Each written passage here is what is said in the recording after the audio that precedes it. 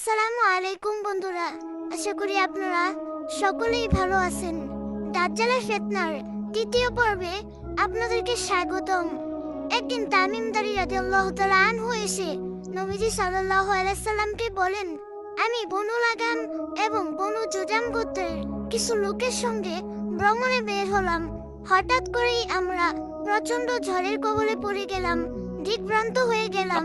1 মাস পর্যন্ত ঢেউ আমাদেরকে নিয়ে খেলা করতে লাগলো, এক জায়গা থেকে আরেক জায়গায় তাড়িয়ে নিয়ে চললো। অবশেষে পশ্চিমের একটি অজানা দ্বীপে ঢেউ আমাদেরকে ঠেলে দেয়। লাকড়ির জন্য ছোট নৌকায় করে দ্বীপে গেলে আমরা এক আশ্চর্য প্রাণী দেখতে পেলাম। প্রাণীটি এত মোটা ও ঘন চুল বিশিষ্ট ছিল যে তার সামনের দিক পেছনের দিক নির্ধারণ করা যাচ্ছিল না। আমরা তাকে দেখে বললাম, তোর ধ্বংস হোক, কে তুই? সে বলল, আমি জাসাসা, যার বাংলা অর্থ হচ্ছে গোয়েন্দা বা সংবাদ সংগ্রাহক। জিজ্ঞেস করলাম, তা আবার কি? সে বলল, তা পরে হবে। তোমরা ওই গির্জার ভিতরে থাকা লোকটির কাছে যাও, সে তোমাদের সংবাদের ব্যাপারে অপেক্ষা করছে। যখন সে একথা বলল, আমরা তার প্রতি খুব ঘাবড়ে গেলাম, বেটা আবার শয়তান কিনা। আমরা তাড়াতাড়ি গির্জার ভিতরে ঢুকে পড়লাম। দেখলাম সেখানে শিকলে বাঁধা বিশাল আকার এক মানুষ। এমন ভয়ানক আকৃতির মানুষ আমরা ইতিপূর্বে দেখিনি। তার 2 হাত কাঁধ পর্যন্ত আর পা গোড়ালি পর্যন্ত মজবুত শিকল দিয়ে বাঁধা। আমি বললাম, তুই ধ্বংস হ, কে তুই? সে বলল, আমার অবস্থা তো তোমরা দেখেই ফেলেছ, এবার বলো তোমরা কারা? উত্তরে বললাম, আমরা আরব সম্প্রদায়। এরপর ঝড়ের কবলে পড়ে আমাদের করুণ অবস্থা ও অবশেষে এই দ্বীপে পৌঁছার যাবতীয় ঘটনা তাকে বিস্তারিত বর্ণনা করলাম। এরপর সে জিজ্ঞেস করলো, বাইসানের খেজুর গাছগুলোতে কি এখনো খেজুর আসে? আমরা বললাম, হ্যাঁ।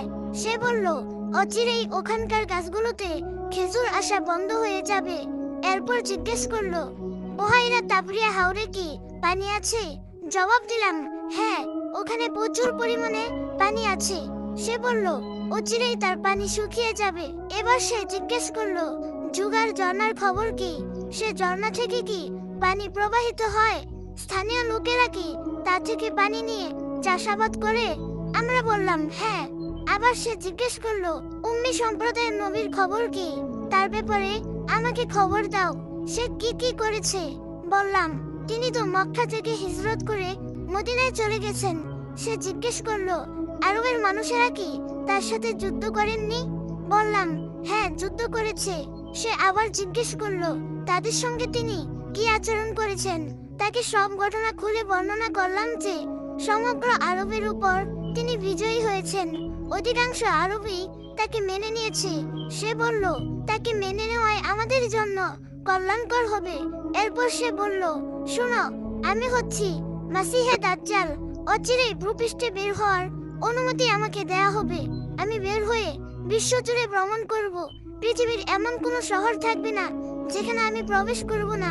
40টি রাত এভাবে ঘুরে বেড়াবো, তবে মক্কা এবং তাইবা শহরে আমি প্রবেশ করতে পারবো না। এই 2 শহরে প্রবেশ করতে গেলেই একজন ফেরেশতা তলোয়ার উড়িয়ে আমার গতি রোধ করবে, কারণ এই শহর দুটির প্রতিটি ফটকে রাস্তায় ফেরেশতা নিয়ে যেতে থাকবে। ঘটনাটি উপস্থিত সাহাবাদেরকে শুনিয়ে নবীজি সাল্লাল্লাহু আলাইহি সাল্লাম লাঠি দিয়ে মাটিতে আঘাত করে বললেন, এটি হচ্ছে তাইবা শহর, এটি হচ্ছে তাইবা শহর, অর্থাৎ মদিনা। আমি কি তোমাদের পরিপূর্ণরূপে পৌঁছাতে পেরেছি?